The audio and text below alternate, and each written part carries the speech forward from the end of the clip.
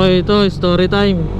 Nung makalawa, yung materialis na pinapagawa ko kulang daw kasi pina-extend ko yung gagawin. So wala akong cash. Sa amin 7-Eleven, withdraw ako na kasama ko sa bayaw. Okay, nag-park kami doon. Pinark ko doon sa parking talaga ng 7-Eleven. Tapos sabi ko, bayaw, tara, dito ka na mag-park. Ayan. Tapos mag-withdraw na ako. Edi ito na, yung anak ng matanda nag-withdraw na rin doon. Pero mali yung nila, pin code. O edi sumunod na yun nasa una sa akin. Tapos sabi niya, mali itong binigay ni nanay na pin code yata. Edi tinanong niya yung pin code dun sa nanay niya. Edi yung bumalik siya, sumingit pa rin siya, nauna siya sa akin. Ayan, naka-withdraw na siya, ako na, bibiddraw na ako. Tapos biglang may narinig ko mga nagsigawan. Hindi ko pinansin kasi nakaka-focus ako sa ATM Tapos tumingin ako, ay yung motor ko pala natumba. E di kinancel ko na yung withdraw ko.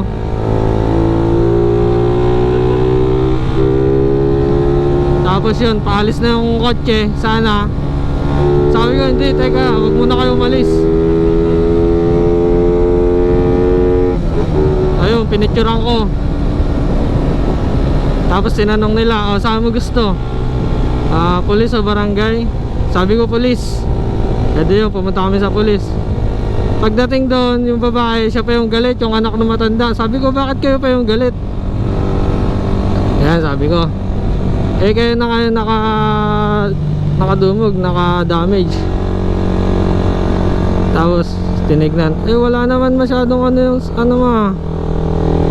Tapos edi kausap yung isang pulis, yung pulis na dark na hindi naman siya katangkaran at saka medyo chubby, hindi ko kilala para sa kanila pa kumakampi.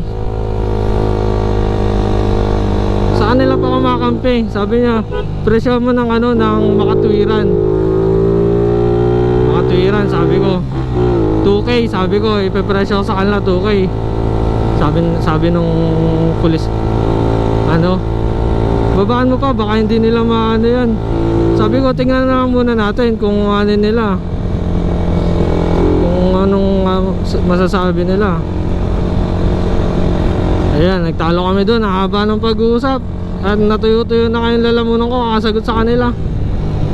Kasi nga itong pulis na chubby na dark, hindi na makatangkaran, kinakampihan pa sila.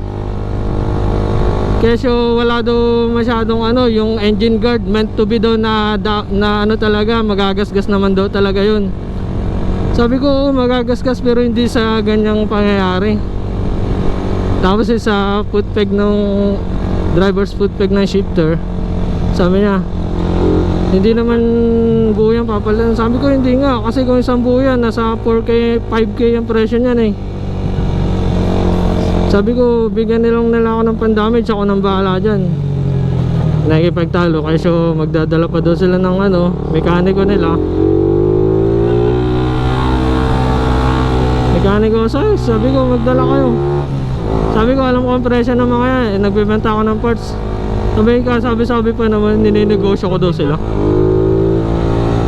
Nininegosyo ko kayo, hindi ganyan ang presyo niyan. Mas mahal yan.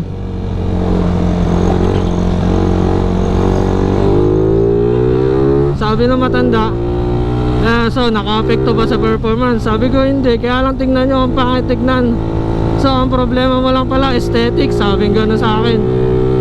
Sisilipin ba yan sa ilalim kung pangit o maganda? Sabi niya gano'n. Ayan, edi andun naman yung isang pulis, si Loyola. Buti yun, nasa neutral lang, wala siyang kinakampihan. Ayan, sige, sabi niya, magkasundo kayo kung anong mapag-usapan yung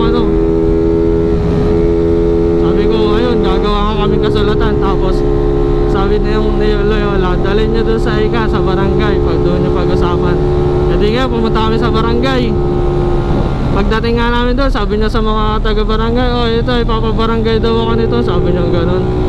Sabi ko, lang po, incident po, ganyan. Complain ko, kasi ito, nadumog na yung motor namin. Pinakita ko yung picture, tsaka yung mga damage. Sabi Kanya, kayo, anong gusto nyo? Ganyan, o pag-usapan na. Sabi ko, pag-usapan na lang kasi para wala masyadong ano. Abala. Sabi, magkano? Sabi ko, 2K. Sabi ganyan. Namamahalan yung matanda sila, tsaka yung anak niya sa 2K. Kasi wala naman talaga silang idea sa mga presyo ng parts na yun. Kaya talaga, mamamahalan talaga sila. Akala nila, mumurahin lang, mura-mura lang. Tapos yun, sabi niya 1K. Sabi ko sige, okay na yan, matapos lang to. Sabi niya, pinipirahan mo lang kami. Sabi niya ganun. Sabi ko, hindi ko kayo pinipirahan. May pera ako, hindi ko kailangan pera nyo. Bayaran nyo lang yung na-damage nyo. Sabi niya, buti ka pa may pera. Pinapiloso pa nila akong ganun. Kami wala na kami pabiling ulam. Sabi nilang ganun. Di ba naman yun? So na-damage niya sa motor ko yung driver's foot peg. Tapos yung ko, full engine cover na orderin pa sa biliran. O magkano yan? 1.5, 2K, ganyan. 2K, sabi na 2K. Tapos yun, magkano yung sticker? 700, sunset. O di ba? Etong lever, may gas-gas. Magkano yung lever na hang na gold? Tapos kanina ko lang napansin itong left side na na fairings. May gas-gas din pala kasi nabangga nung motor ni Bayaw, doon tumama.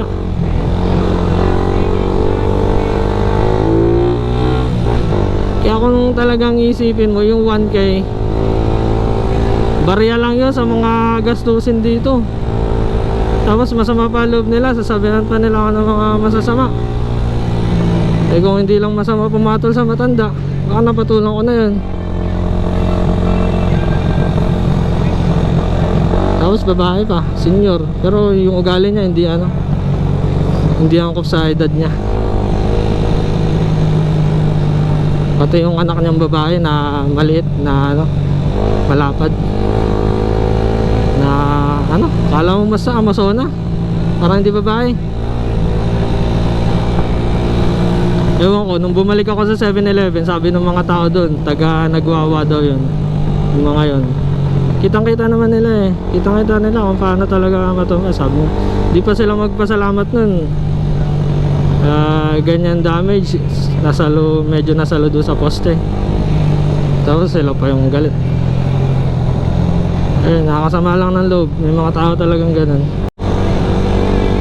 Tapos napansin ko pala yung side mirror ko, eto nakapaling dito paloob. Di naayos ko yung kagabi. Akala ko okay na, kanina palis ako, wala makita sa baba nakapokus. Yung pala itong lever ko pumasok pataas, kaya nakababa yung yung focus ng salamin. Kanina inaayos ko dito sa bolts, nag-adjust ako. Pati itong ko, Puma Racing na original yan fast throttle, nagalaw pa yung adjustment tuloy. Ngayon di ako kontento sa performance ito. Medyo delay yung niya, response.